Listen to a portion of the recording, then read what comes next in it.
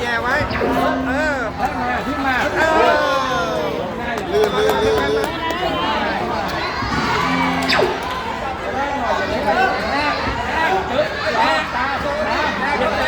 ดีเบียดเตะแล้วหัวได้เมื่อกี้ได้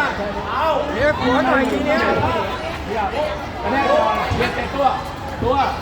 ออกตัวเบียดเตะตัวแล้วหัวทำแบบนี้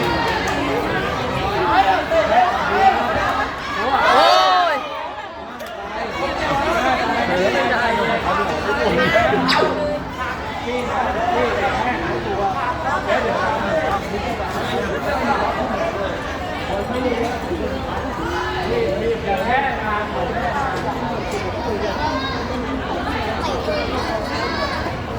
หัวทีเดียวไอ้หนู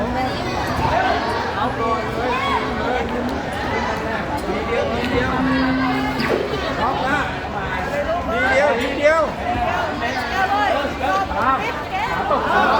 เร็วดีได้ดีเร็วพี่อ๊อฟเร่งดิไม่ต้องเร่งทีเดียวเบียดเตะตัวดิเราวิ่งมาเนี่ยแบบนี้เอานะลอยเบียดเตะล้ออยากให้ก่อน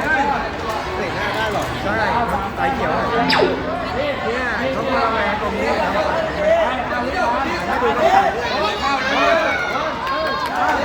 ใส่ด้วย